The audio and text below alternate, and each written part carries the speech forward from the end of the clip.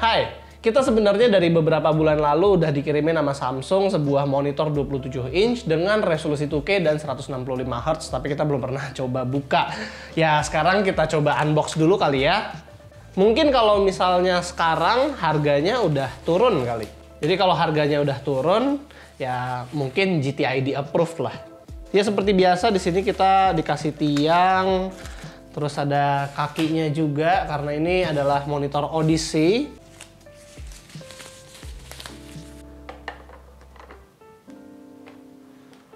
Ngetesnya sih gampang ya, tapi kita harus butuh obeng nih buat ngencenginnya.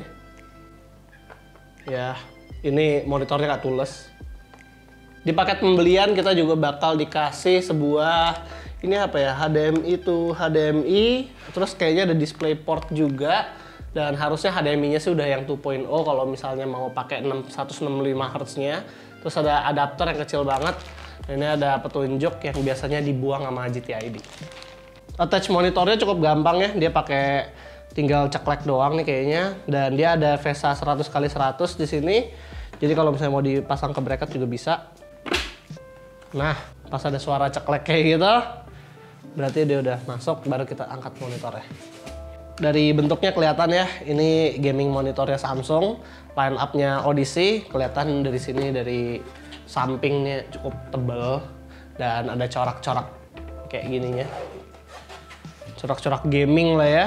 Terus di belakangnya dia cukup tebal juga, tiangnya dibikin gini, dan ada hiasan dari Samsungnya yang kita bisa attach ke belakang monitor seperti ini. Ya, setelah dipasang gini, harusnya sih nanti di belakangnya bakal ada RGB-nya, tapi kita belum tahu, kita belum cobain.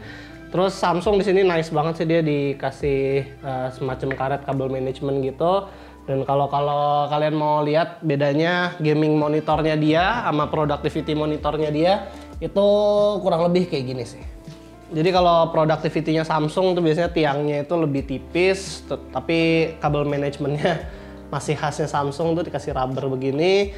Dan kalau productivity monitornya si Samsung biasanya dia kotak, sementara untuk yang Odyssey lineup dia V begini.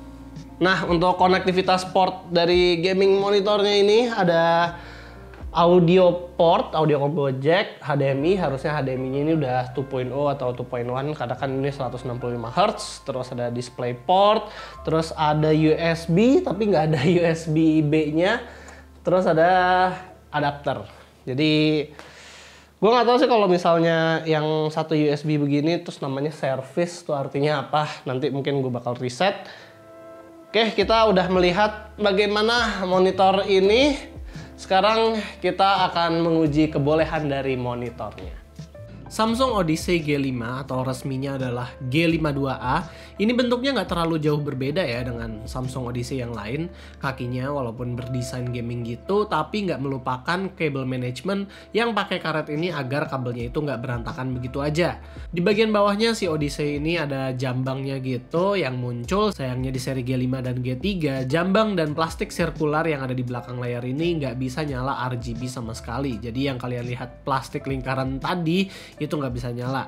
Monitor ini juga bezelnya udah tipis banget di ketiga sisi, jadi cuma tebel di bawahnya aja dan bisa di-adjust viewing angle-nya dengan sangat fleksibel. Ke atas ke bawah bisa, bahkan ke samping kanan dan kiri itu juga bisa. Jadi mau gaming dengan posisi apapun juga udah oke. Ngeliatin ke orang juga udah mantep. Lalu Samsung Odyssey G5 ini juga udah height adjustable dan diposisikan pivot 90 derajat juga udah bisa. Jadi soal viewing angle dan juga fleksibilitas ini udah oke banget lah. Nggak usah pakai bracket-bracket lagi. Kualitas panelnya sendiri udah kelihatan gaming banget, ukurannya 27 inch dengan resolusi 2K dan refresh rate sampai 165 Hz. Akurasi warna yang dipunya juga udah Xiaomi Soroh, Adobe RGB dan DCI P3-nya ada di sekitar 80%-an. Dan kita kagetnya adalah brightness-nya itu bisa lebih dari 480 nits. Wow, panel laptop aja jarang yang di atas 400 nits. Refresh rate 165 Hz tentunya hanya bisa dipakai menggunakan DisplayPort aja karena HDMI yang di belakangnya ini masih 2.0. Jadi HDMI ini ketahan di resolusi 2K 144 Hz.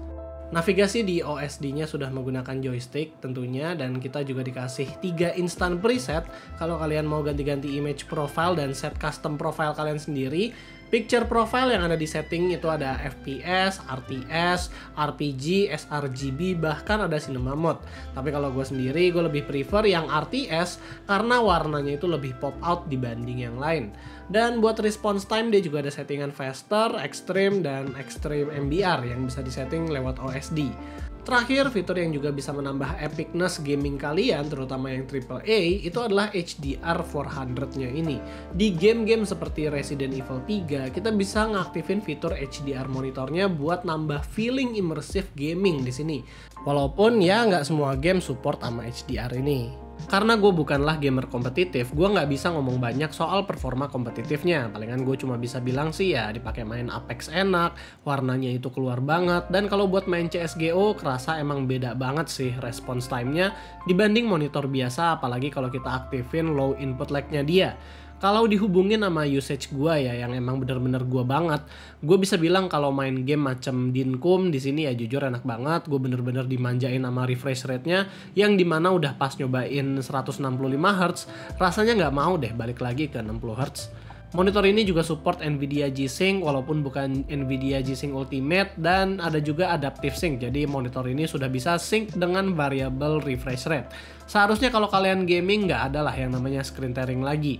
Black Stabilizer di sini juga berfungsi dengan baik, dimana kalau kita aktifin itu kerasa hitamnya lebih pekat, dan kita sih sangat menyarankan untuk taruh Black Stabilizer-nya di angka 70-80%-an agar lebih kelihatan kontrasnya.